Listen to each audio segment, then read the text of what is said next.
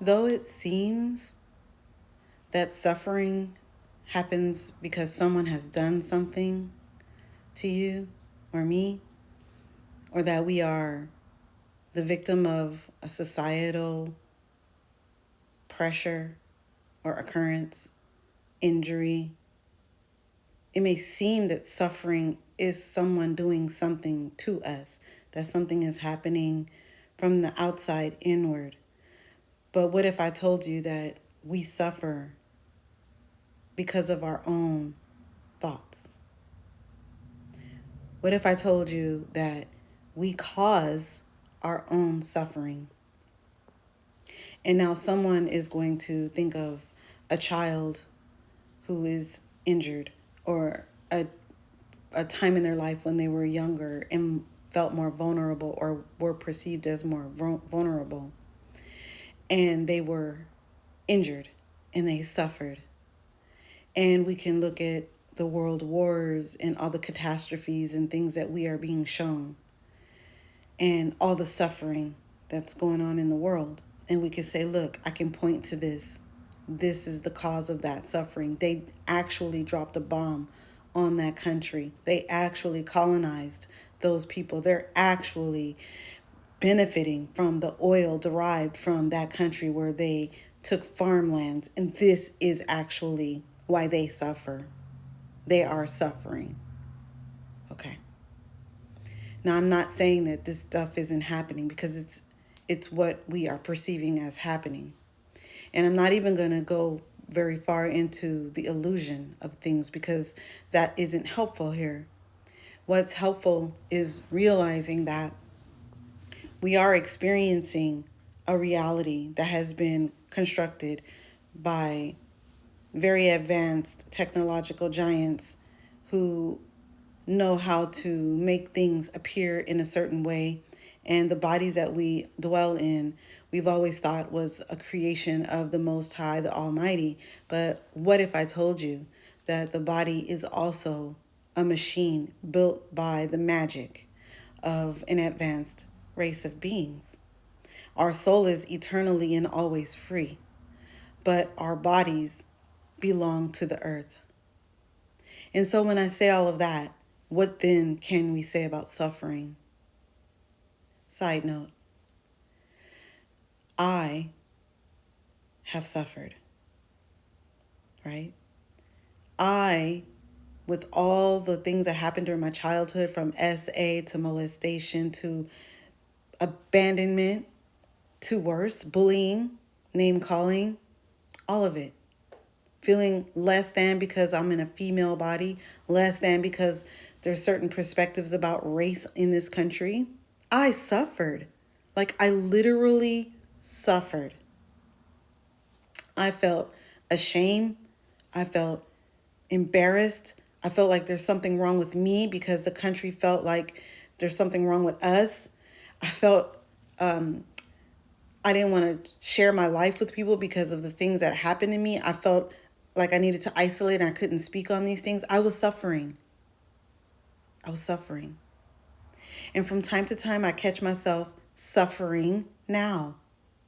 I will suffer with dark nights of the soul. I will suffer with feeling sudden onset of the return of feelings of abandonment, or feelings of insecurity, or feelings of, what do you call them? Inability to accept intimacy.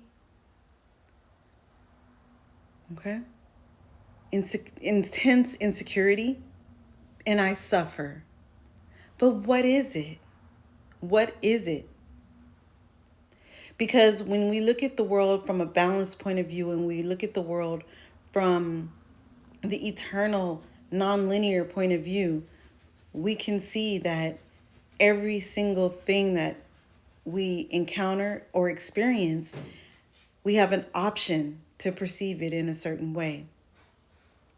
And as a child, you don't really know that in this society, because we don't have leaders. We don't have guides or shaman or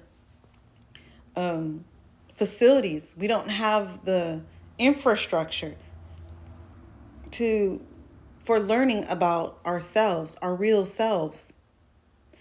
Because I would argue that on some level, all what we perceive as suffering is a benefit for our growth. And again, this sounds like a lack of compassion. And in a way it is. I have to admit, it is. But it's not meant that way. It's meant to reframe, for us to reframe how we see this. Because let me tell you, the revolution is internal. The revolution is of the mind and of the soul, and it's of the spirit. It's a spiritual revolution, which is going to appear to be something else on the external. So when we take this moment to look at all the suffering, some of it is propaganda. Some of it is a psyop.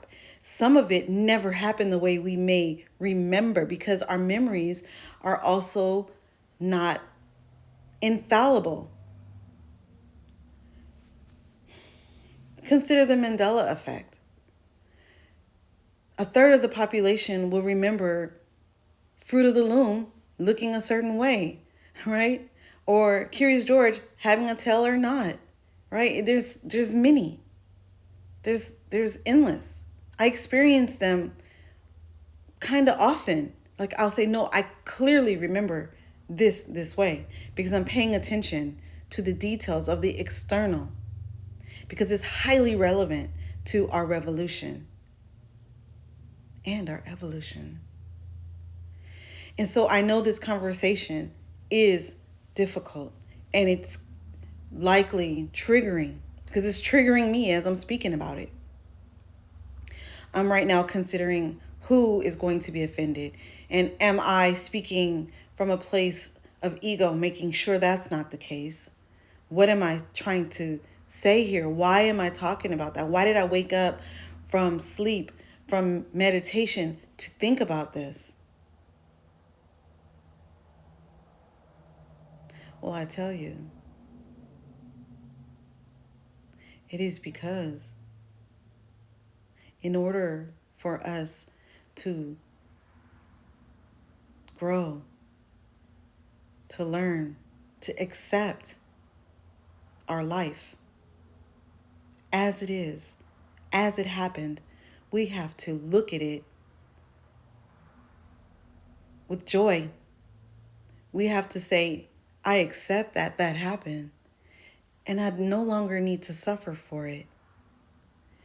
Because if we get stuck pointing a finger, blaming, shaming, even blaming others, blaming ourselves, feeling the weight of the moment, reliving that moment that is no longer happening, that is currently in this now present moment not happening, if we keep that alive, then we're destined to repeat it in some way or some shape or some form in this lifetime or on other parallel lifetimes that are occurring right now, because we are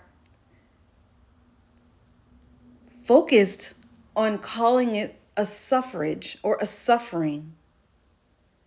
We are inventing suffering from our ability to generate a sense of pain, sorrow, sadness, anger, resentment, torture, when instead we can be grateful. And that sounds so horrible. I know what I'm saying sounds so horrible.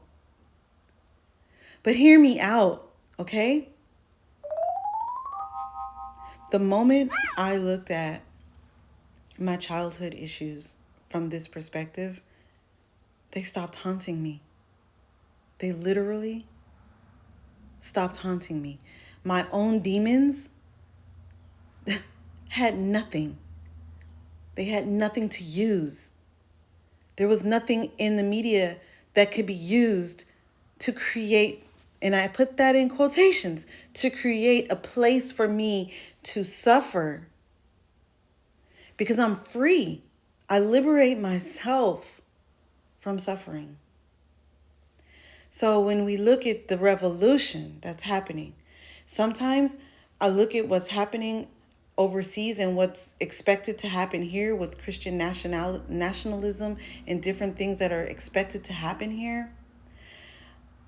My body begins to feel nausea. My armpits start to itch. My skin starts to crawl. And there becomes this feeling of dread. And their suffering wants to return to the dark days that I've experienced when I was suffering through my teens and 20s. Then I have to feel this feeling of rage, or like I want to pick up a weapon, or I want to get out there and hurt someone, or I want to get out there and take my revolution to the external.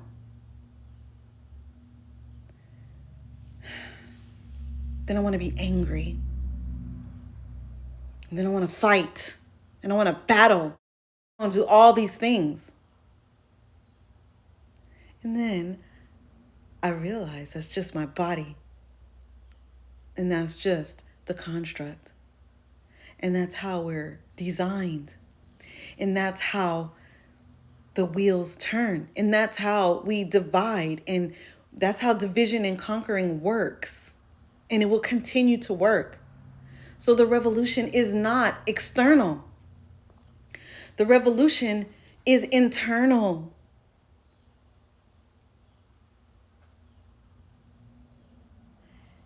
And if you're triggered by this, then good.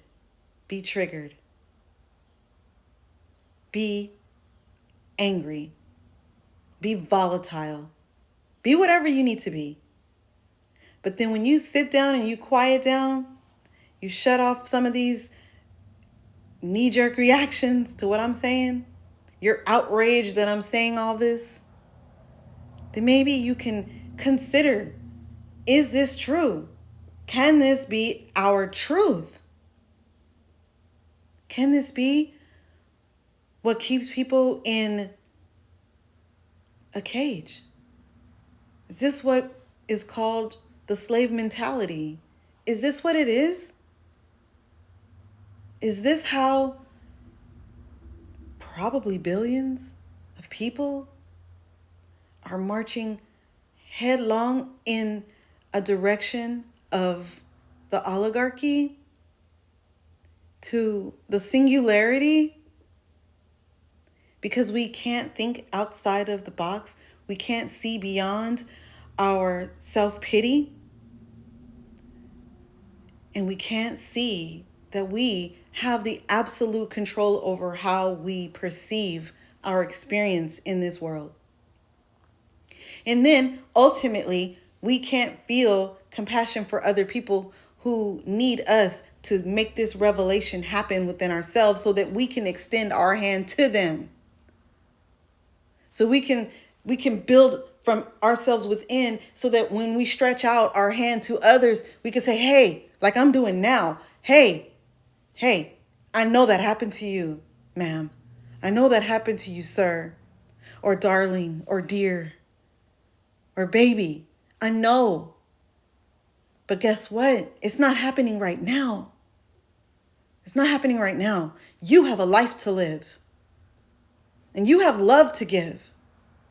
And if we are caught up in these programmed emotions, this programmed state of suffering perpetually, we're just going to keep coming back to this place every time something happens to us in the world, or we perceive something happens in the world, and every time we feel some sort of indignation, or even if we watch the world stage and we see what's being shown to us that's happening, we will sink instead of standing on these principles that I'm speaking on now and saying, okay, yeah, this is happening.